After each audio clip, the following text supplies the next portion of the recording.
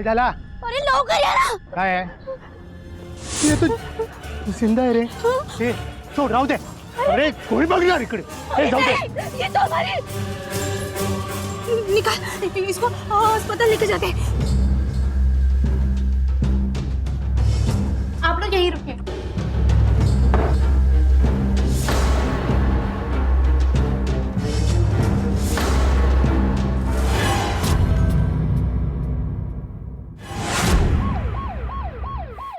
क्या नाम है तुम दोनों का? मी जयवंत साहेब आणि माझी बायको सावित्री. हम लोग रास्ते से कचरा प्लास्टिक वगैरह जमा करके बेचते हैं साहब. सुबह भी हम लोग कचरा चुन रहे थे तो हम लोग को कचरे के डिब्बे में बच्ची मिली साहब. तो तुम दोनों नहीं जानते कि बच्ची कौन है? नहीं साहब. साहब वो कहाँ मिली वो बच्ची तुम्हें? आगे वो नेशनल स्कूल है ना, उधर ही एक कूड़ादान है, वहीं पे मिली साहब.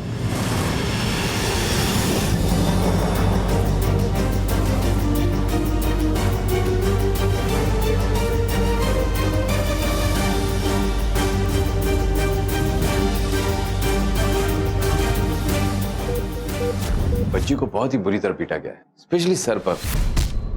बॉडी पर जगह जगह जलने के निशान है, जैसे सिगरेट बीड़ी वगैरह से जलाया गया. सर पर, चेहरे पर और टांगों पर काटने के निशान है. Human bite marks. फिलहाल तो स्टेबल है, लेकिन सिचुएशन बहुत ही क्रिटिकल है. कुछ जख्म के निशान पुराने हैं और कुछ नए. जख्म देख के लगता है जैसे 4-5 महीने से टॉर्चर हो रहा है. इतना कुछ होने के बावजूद भी बच्ची जिंदा है. एनीवेज, मैं आपको अपडेट करता रहूंगा. Thank you doctor. सर वो लड़की, उसकी हार्ट बीट अचानक से बढ़ गई है. चलिए. बचपन, सपनों से भरा उम्र का वो पड़ाव जब उम्मीदों के चश्मे से सारी दुनिया खूबसूरत नजर आती है. बदकिस्मती से कोमल और निष्कपट बच्चे बड़ी आसानी से औरों पर भरोसा कर लेते हैं और उनकी इसी मासूमियत का फायदा उठा कुछ दरिंदे उनका शोषण करते हैं और कदम कदम पर जोखिम भरे इस वातावरण में माता पिता की जिम्मेदारी और बढ़ जाती है.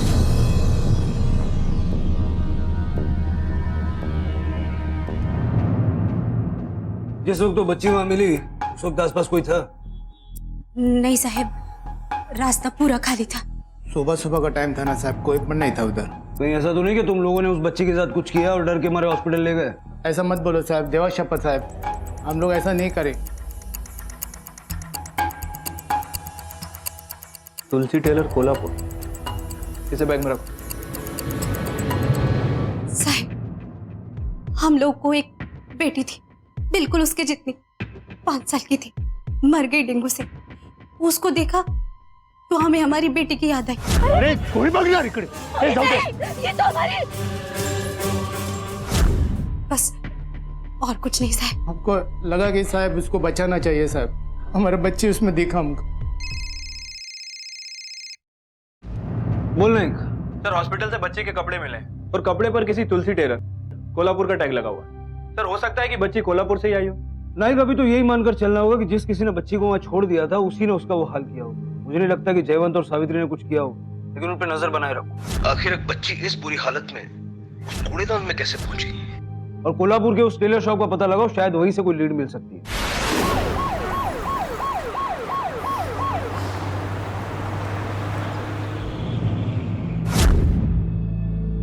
एक्सक्यूज मी, इस टैग को जानते हैं? हाँ हाँ, ये मेरा ही है.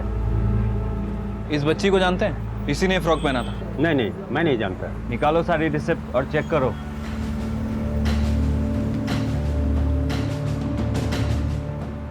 हाँ साहब, ये मिल गई. एक ये है और एक ये. ये कपड़ा तो वही है और दोनों में मेजरमेंट भी सेम है और दोनों ही 1 साल के अंदर सिले गए.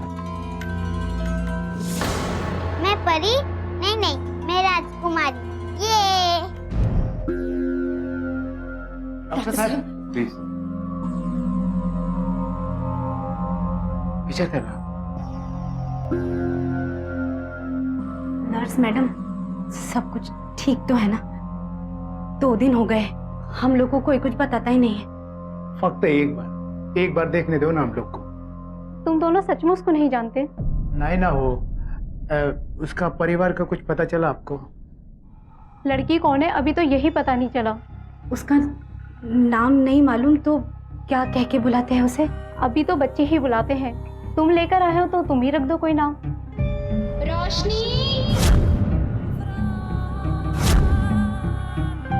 रोशनी, रोशनी कह के बुला सकते हैं क्या? ठीक है, तो आज से उसका नाम रोशनी।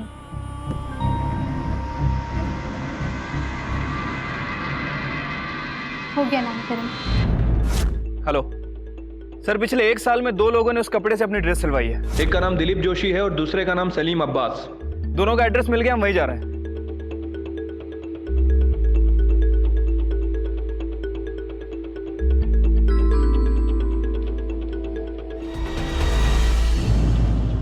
लॉ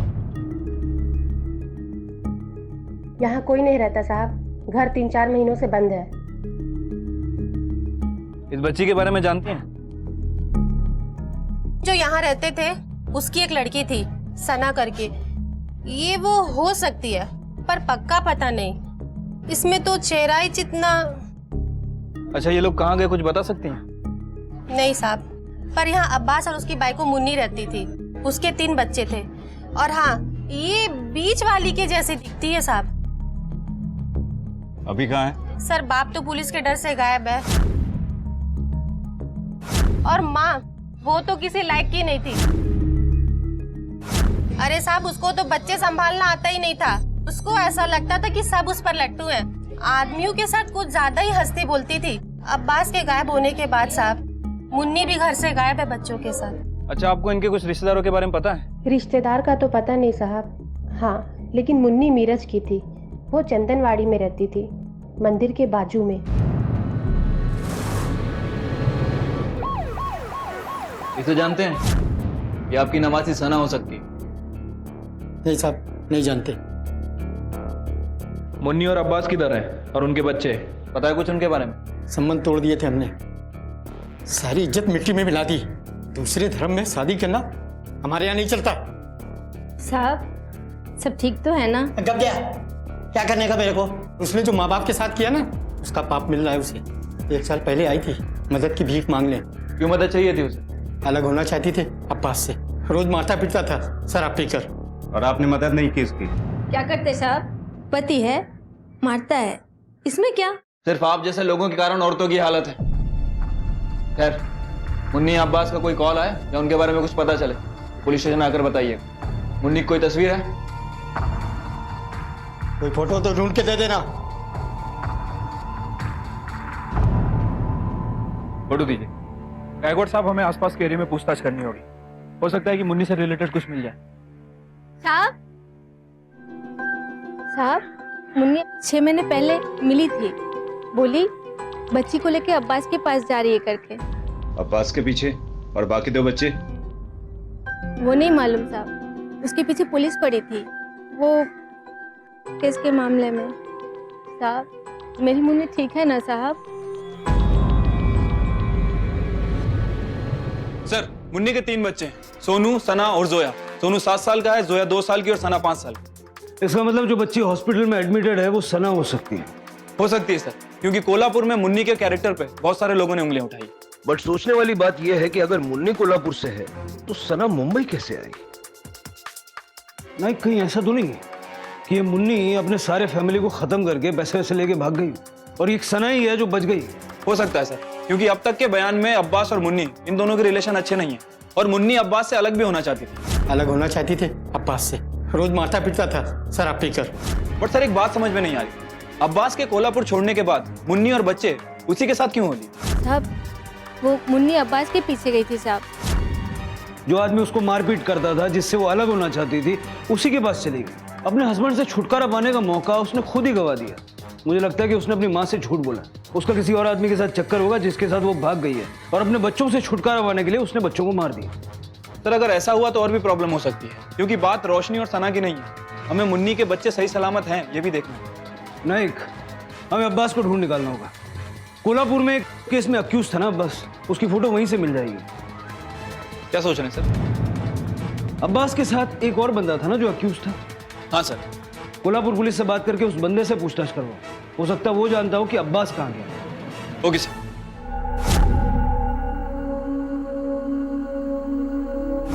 मेरे को क्या पता वो साला किधर है साहब। अगर पता तो पहले पकड़वाता ना उसको।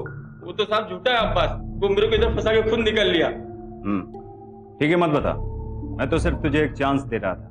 अगर अब्बास को पकड़ने में हमारी मदद करेगा तो कानून से थोड़ा राय मिलेगा तुझे। सजा भी थोड़ी कम हो सकती है, मतलब गारंटी तो नहीं है, लेकिन हो सकता है। आगे तेरी मर्जी। रख रहे इसको। साहब एक मिनट, पूरा पक्का तो नहीं, लेकिन अब्बास की मौसी का बेटा रहता मुंबई में करीब, वो बोलता था कि उसके पास जाएगा। करीम, मुंबई, और कुछ? और सर ये भी बताया कि करीम लेदर मार्केट में काम करता है। Leather market, Dharavi.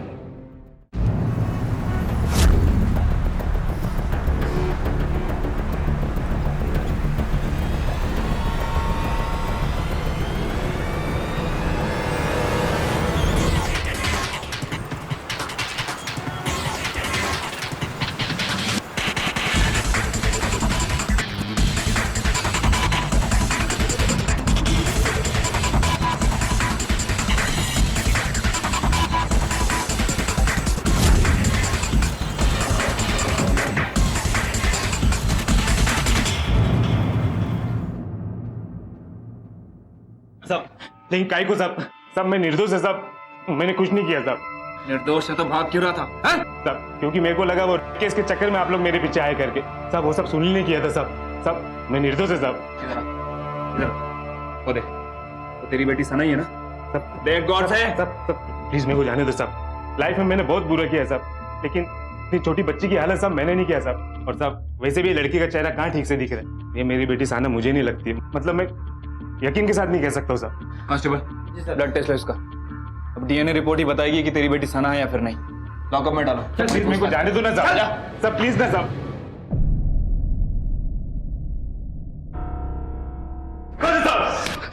हॉस्पिटल में पड़ी हुई बच्ची को नहीं पहचानता, अपनी बीवी को तो पहचानता ना, ये याद दिलाएं। तो कैसे भूलूंगा साहब, ये बाजार औरत है। नाटक बंद कर। ये मुंबई आए थे ना तेरे से मिलने? आई तो थी, लेकिन सब मुझसे मिलने नहीं, किसी और काम से आई थी। किस काम से आई थी? किस काम से आई थी बोल? साहब मुझे मुंबई में आए सिर्फ 2 महीने हुए कि करीम ने मुझे बोला कि चल तुझे घुमा के लाता हूं, तो वो मुझे रेड लाइट एरिया लेके गया साहब। और उधर देख अब्बास, तो जन्नत में लाया हूँ, जो आइटम पसंद है चला जा। हाय हीरो, इधर आ। क्या अच्छी नहीं लगी क्या मैं तुझे? देखो मेरे से अच्छी कोई मिलेगी भी नहीं। आना, रुक जा जरा, किधर जा रहा है जाने?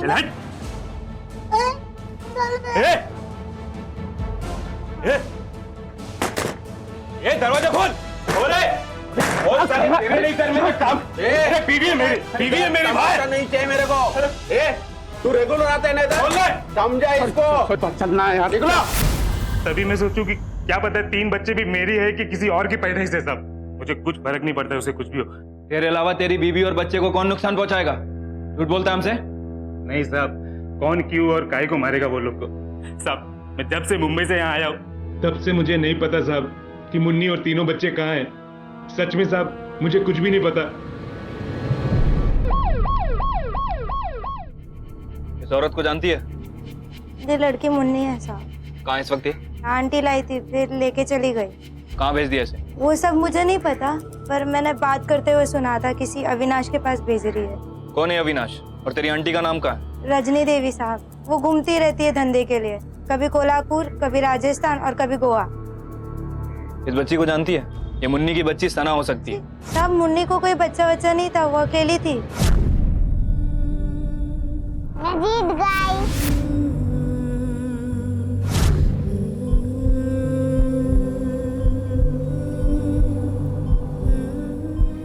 काय नाही होणार आहे, तू काळजी करू नकोस। मैडम, क्या हुआ मैडम? आप तो बोले कि रोशनी एकदम ठीक है, फिर अचानक अभी नहीं। आप बोले थे। ऐसी नाजुक हालत में रोशनी और सना की एक एक सांस किसी चमत्कार से कम नहीं थी। उसका इलाज कर रहे डॉक्टर, नर्सेज और एक नया जीवन देने वाले सावित्री और जयवंत, देखते ही देखते सभी के दिलों में उसने अपनी एक खास जगह बना ली थी। एक तरफ जहां इतने सारे अनजान लोग उसकी सलामती की दुआ कर रहे थे, वहीं अगर ये बच्ची वाकई में सना थी तो उसके अपनों ने ही उसे पहचानने से इनकार कर दिया था। इसे वक्त की विडंबना नहीं तो और क्या कहें। क्या रोशनी ही सना थी? अगर हाँ तो कहां थी उसकी मां मुन्नी? कहां थे उसके भाई बहन? क्या वो जीवित थे, सुरक्षित थे, या फिर किसी खतरे में थे? सर ये रजनी ग्रांट रोड में रहती है, धंधा उसका पति संभालता है, कभी कभार वहाँ पे आती है। और सर पूछताछ से पता चला है कि मुन्नी किसी अविनाश नाम के आदमी के साथ। मैंने बात करते हुए सुना था किसी अविनाश के पास भेज रही है। अविनाश कोई दलाल होगा, कहाँ है वो? सर कहाँ है और कौन है अभी तक पता नहीं चला। इस रजनी के ग्रैंड रोड वाले घर का सर्च वारंट निकलवाओ और कोना कोना चेक करो, वहां से हमें कोई लीड मिल सकती है जो हमें रजनी या मुन्नी तक पहुंचा सकती है। Okay sir.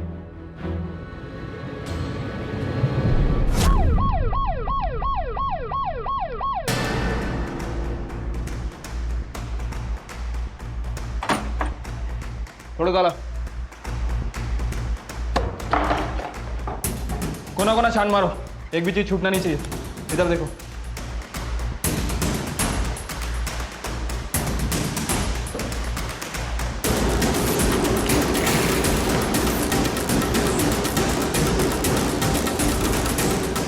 अडिल। जी सर। ये सिम कार्ड बोलो, इसके रिकॉर्ड्स निकलवाओ। रजनी देवी के घर से मिले सिम कार्ड के कॉल रिकॉर्ड्स सर, इसमें अविनाश का नंबर भी है और ये राजस्थान का नंबर बता रहा है सर। लोकेशन ट्रेस की तिजारा जिले का बागोर गांव बता रहा है। नाइक, लोकल पुलिस से कांटेक्ट करके अविनाश के ट्रायंगुलेशन डिटेल्स उनको दो, हमें आज ही राजस्थान के लिए निकलना होगा। Okay sir.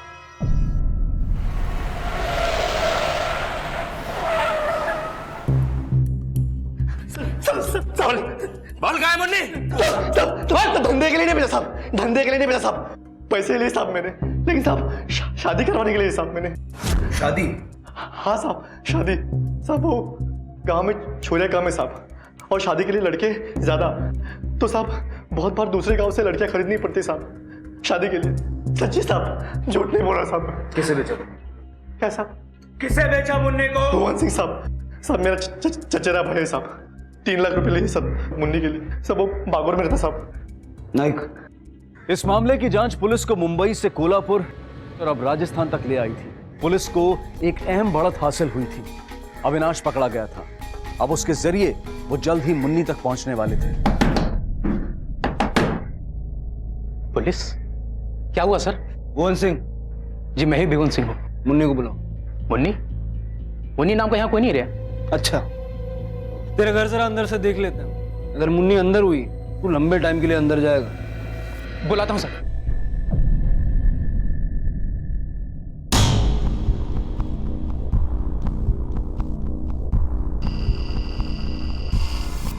मुन्नी, मेरठ से कोल्हापुर, कोल्हापुर से मुंबई, मुंबई से यहाँ राजस्थान, काफी लंबा सफर तय किया तुमने।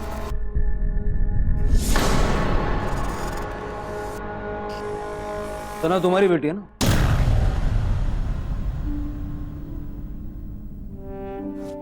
ये हमें मुंबई के एक कूड़ेदान में मिली थी, बुरी हालत में।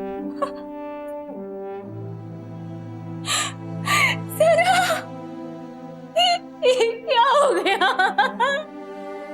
यही तो हम तुमसे पूछने आए। सोनू और जोया कहाँ हैं? या उन्हें भी मार दिया? मैं क्यों मारूंगी? मैं तो इतने महीनों से मैं खुद उनके बारे में सोच रही हूँ कि कहाँ होंगे, कैसे होंगे।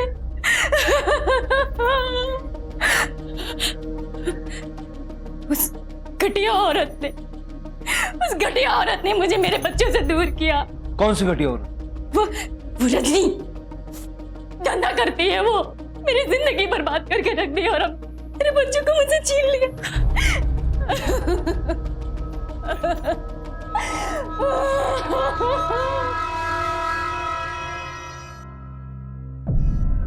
साहब, अब्बास मेरा पति बहुत मारता था मेरे को साहब अपनी फिक्र नहीं थी, मेरे को अपने बच्चों की फिक्र थी।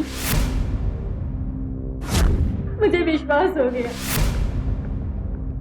कि अब्बास का बच्चों की, उनके भविष्य की कुछ नहीं पड़ी है। अब्बास पुलिस के डर से घर से भाग गया था साहब, तभी साहब पे सुमित से मिली। हाँ मैं आ जाऊंगा। थैंक यू सर, रखता हूँ। Thank you so much. बहुत ज़रूरी कॉल करनी थी, आपने फ़ोन ना दिया होता तो बहुत प्रॉब्लम हो जाती। Thank you. बहुत अच्छा था, प्यार से बात करता था, हम सबकी फिक्र करता था वो, मेरे बच्चों की, बिल्कुल जैसे उसी के बच्चे हो। फिर सुमित ने सांगली में मुझे अपनी बहन से मिलाया, रजनी से। वाह सुमित, बड़ी अच्छी किस्मत है तेरी जो इतनी सुंदर लड़की मिली। चलेगी ना मुंबई? लेकिन बच्चे? बच्चों को एक हफ्ते बाद ले जाएंगे। अरे लक्ष्मी है ना, दीदी की बेटी, वो संभाल देगी, टेंशन ना लो।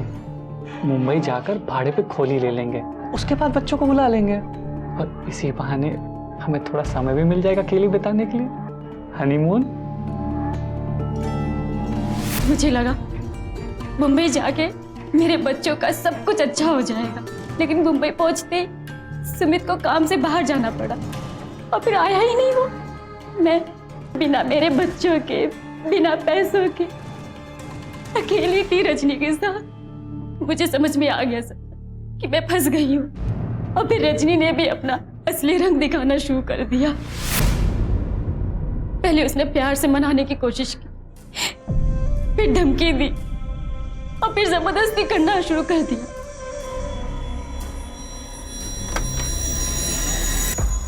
और फिर जब उसे लगा कि मैं किसी भी कीमत में नहीं मानूंगी, उसने सब मुझे बेच दिया। मैंने शादी करवा दी भुवन से झूठ बोलकर कि मैं कुंवारी हूँ। बंद कर ये रोना धोना, धंधा नहीं करना था तो मत कर, लेकिन बीवी बन के तो रह। तेरे बच्चों को भी भेज दूंगी तेरे पास कुछ दिनों। लेकिन एक बात याद रखना, तेरे पास से कोई शिकायत आई ना तो काट डालूंगी तेरे बच्चों को, समझी? सिर्फ मैं अपने बच्चों के लिए चुप रही, लेकिन जब 3 महीने हो गए और ना मेरे बच्चे आए और ना रजनी और ना विना, फिर मजबूर हो के मैंने भुवन को सब कुछ बताया, ये सोचकर कि शायद वो मेरी मदद करेगा। लेकिन मैं गलत थी सर, उसने तो मुझे खोली में बंद करके रख दिया। मैं क्या करती? आपको क्या लगता है सर, मुन्नी सच बोल रही है? झूठ बोलने की कोई सब्सटेंशियल वजह अभी तो नहीं दिख रही उसके पास। नाइक, अगर मुन्नी राजस्थान में ही थी, सना के साथ उसने ये सब नहीं किया। उसने गलत फैसले लिए लेकिन अपने बच्चों की भलाई की। बिना डरे उसने भुवन को सब कुछ बता दिया, सिर्फ अपने बच्चों को। मुझे नहीं लगता कि वो अपने बच्चों को नुकसान पहुंचा सकती। सर सना का ये केस ह्यूमन ट्रैफिकिंग और प्रोस्टिट्यूशन का केस बनता जा रहा है। रजनी और सुमित को पकड़ना होगा नाइक। मुझे लगता है कि सना के साथ जो कुछ भी हुआ उसमें इनका हाथ है। और हो सकता है सर इस उम्मीद में बाकी के खोए हुए बच्चे भी मिल जाएं। अगर जिंदा हुए तो। एक बच्ची तो वैसे जिंदगी और मौत के बीच की लड़ाई लड़ रही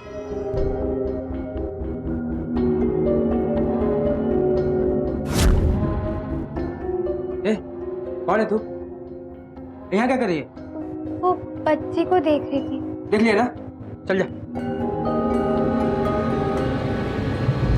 एक और रोशनी मौत से लड़ रही थी, पर उसकी हिम्मत देखकर ऐसा लग रहा था कि वो मौत से नहीं, मानो वो अपने साथ हुए हर अत्याचार का मुंह तोड़ जवाब दे रही हो।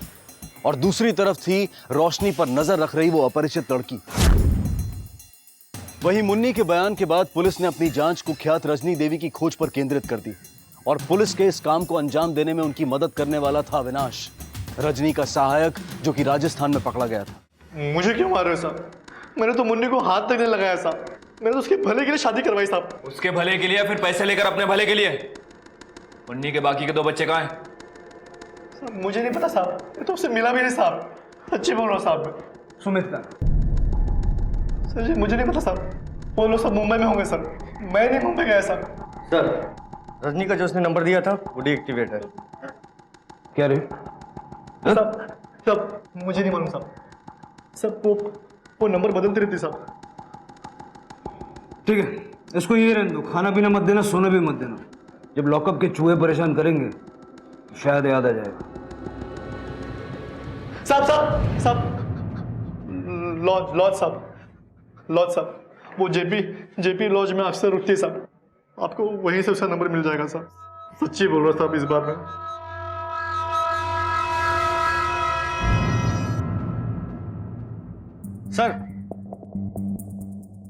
सर लॉज के रजिस्टर से एक नंबर मिला है, एक्टिव भी है और लोकेशन मुंबई बता रहा है।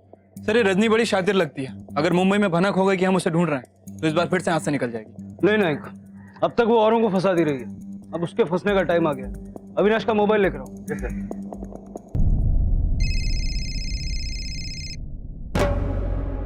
हेलो हेलो रजनी आंटी, कैसी हैं आप? मैं अविनाश बोल रहा हूँ। वो बहुत दिनों से आपसे बात नहीं की ना, तो वो तुझे मेरा नंबर किसने दिया? वो लॉज से, वो है ना धनसुख भाई, उनसे लिया। आपका नंबर लग नहीं रहा था ना। काम बोल काम। दो बहनें, एक 18 की है और एक 20 की है। देखने में एकदम A1 है, समझ रहे हो ना आप? चल डन। परसों में लॉज के बाहर 5:30 बजे। ठीक है आंटी।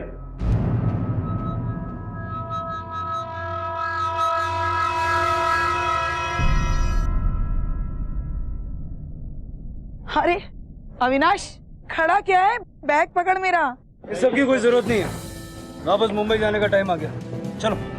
अरे लेकिन आप जी सब सुनिए तो मेरी बात सुनिए। सब और मत मारो, सब मत मारो, सब हार्ट का प्रॉब्लम है, सब फालतू में मरमरा जाऊंगी। कुछ नहीं होगा तेरे दिल को, पत्थर का दिल है तेरा। इतनी सारी जिंदगियां बर्बाद कर दी, कुछ हुआ? मुन्नी के बच्चे का, सोनू, सना और सोया। साहब मेरे पास 2 ही बच्चे थे, एक वो लड़का और एक वो सबसे छोटी वाली जोया।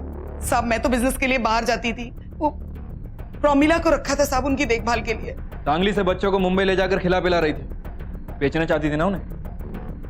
हाँ साहब, पर साहब कसम से मेरे को नहीं पता वो बच्चे कहाँ हैं। मैं बाहर गई थी, भोपाल गई, उसके बाद कोल्हापुर, फिर वहां से गोवा। वहां से मैंने प्रोमिला को फोन भी किया था साहब, लेकिन वो फोन ही नहीं उठा रही थी। फिर मैंने एक आदमी को भेज के घर में दिखवाया, वो बोला कि घर लॉक्ड है। मेरे को नहीं पता। सोनू और जोया तेरे पास, सना का हाथ से निकल गई साहब। वो पार्टनर हरामी निकला, धोखा दे गया, लेके चला गया सना को साहब। सुमित की बात कर? हाँ साहब। कहाँ है वो? मेरे को नहीं पता, जब से उसने दगा दिया ना तब से मेरी बात ही नहीं हुई उससे। साला फोन नंबर भी बदल लिया उसने। बस साहब।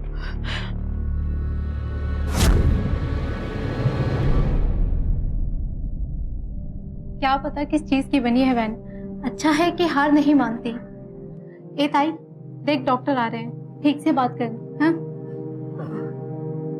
डॉक्टर साहब, कहिए, क्या बात है? वो रोशनी जब ठीक हो जाएगी तो हम लोग उसे ले जा सकते हैं क्या? ऐसा नहीं डॉक्टर साहब, बराबर गोद लेके कानूनी कार्रवाई करके ऐसा। देखिए, ये कस्टडी मैटर है और हॉस्पिटल इसमें कुछ भी नहीं कर सकता। और जहां तक मुझे पता चला है, बच्ची के माँ बाप शायद जिंदा है। आपका ये मामला उन्हीं के साथ सुलझाना होगा।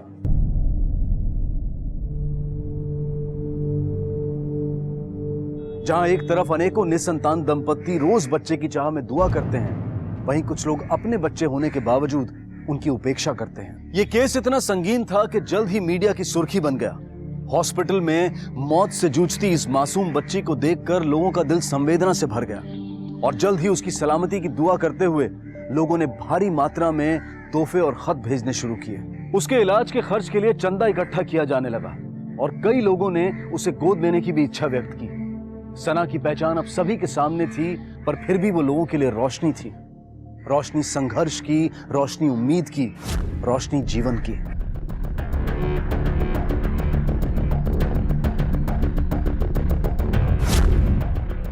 प्रोमिला दत्ता, जोया और सोनू कहाँ हैं?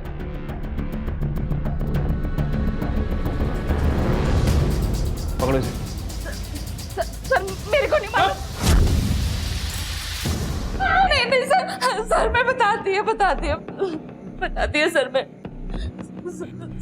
मैंने सोनू को बेच दिया। किसको बेचा और किधर बेचा? वो नदीम ने बोला कि वो सब कुछ कर देगा। हम कुछ नहीं जानते, हमको सिर्फ अपने पैसे से मतलब था और नहीं मालूम हमको। ये नदीम कौन है और कहाँ मिलेगा? सर ये सब्जी बेचता है, वो ग्रांड रोड वाला घर है ना रजनी का, वो उसी के पास। वो लोग बच्चों से भीख मंगवाता है साहब, हमेशा डिमांड अच्छी रहती है बच्चों की। किसको बेचा? 1 लाख को।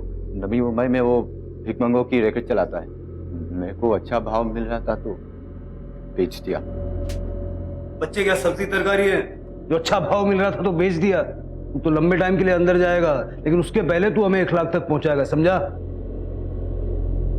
सना और सुमित किधर है? सना सर, वो छोटी बच्ची ना 5 साल की बीच वाली सोनू की बहन। हाँ वही। रजनी जब वो लोग के लेके आई तब देखा था मैंने उसको। मैंने प्रोमिला को बोला था तीनों को बेच देंगे, लेकिन बाद में पता चला सुमित वो बीच वाली को उठा के भाग गया। बाद में एक दिन मेरे को वो छोकरी राजा के साथ दिखी। राजा कौन? सर वो टैक्सी चलाता है, वो धंधे वाले को घुमाता है सर। वो माहिम, वली बीच, प्रवादी बीच में। मैंने सुना था वो भी बेचने वाला है छोकरी को कहीं पे।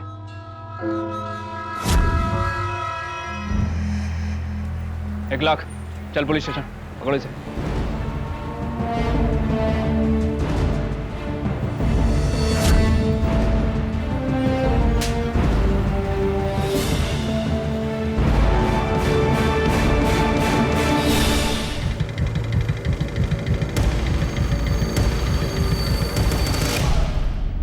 सर सारी फॉर्मेलिटीज हो चुकी हैं। आज से सोनू और जोया दोनों ही एनजीओ में रहेंगे। Okay sir. सना हमारे पास ही थी कुछ दिन के वास्ते, गोद लेने वाले थे हम उसको। हमारा कोई बच्चा नहीं है ना। तुम जानती हो तुम्हारा पति क्या काम करता है? धंधा करने वाली औरतों को अपनी टैक्सी में घुमाता है, पिकअप एंड ड्रॉप। उसका किस किस से कनेक्शन है ये सब हम जानते हैं, इसलिए हमें ये मत बताओ कि वो सना को घर गोद लेने के इरादे से लाया था। नहीं साहब, ये सच नहीं है, कसम से। उसने मुझे यही बोला और तभी तो मैं बहुत खुश थी। फिर क्या हुआ सना को? साहब मुझे कुछ नहीं मालूम। जैसे मुझे पता चला कि राजा का किसी और के साथ चक्कर चल रहा है, मैं उसे छोड़ अपनी अम्मी अब्बू के पास मुमरा लौट गई। सना को भी वही छोड़ दिया। मतलब तुम्हें नहीं मालूम कि सना कहाँ है? टीवी वगैरह नहीं देखती तुम? मुंबई सेंट्रल हॉस्पिटल में एक बच्ची है, जानती हो इसके बारे में? ये सना है? किसने किया ये? हमें लगा तुम्हें पता होगा, आखिर तुम्हें छोड़ के गई थी ना उसे राजा के पास। ठीक है, जाओ।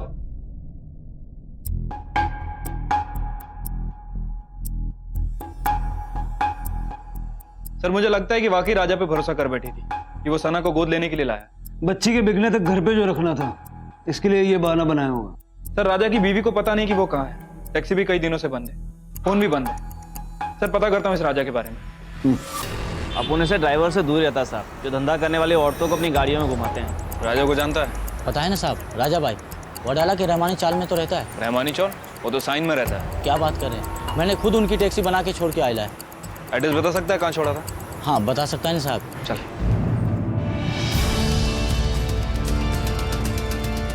नहीं चल अंदर, वर्दी पकड़।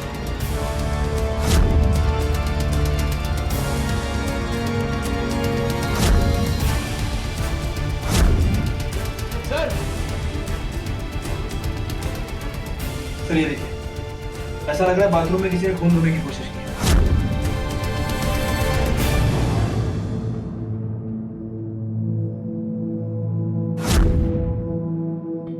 सर बच्चे के कुछ कपड़े मिले हैं।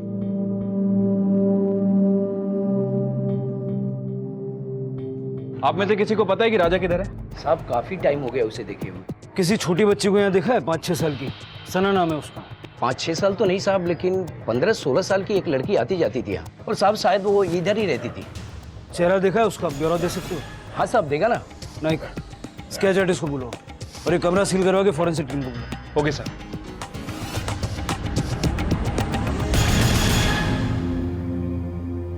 सर ये फॉरेंसिक रिपोर्ट। सर रिपोर्ट के हिसाब से सना उस दिन रूम में ही थे। बाथरूम में गिरा खून सना का ही है। नहीं कि 15 साल की लड़की, ये है कौन? सर कहीं ऐसा तो नहीं कि बीवी के जाने के बाद सना को इस लड़की के पास राजा ने छोड़ा? लेकिन वो सना को बेच के पैसे कमाना चाहता था, ऐसे ही सना को किसी लड़की के पास छोड़ देगा। हाँ अगर वो इस लड़की पे बहुत ज्यादा भरोसा करता हो तब तो पॉसिबल है। सर फिलहाल हम इस लड़की के बारे में पूछताछ कर रहे हैं, उम्मीद है जल्दी कुछ इन्फॉर्मेशन मिल जाए।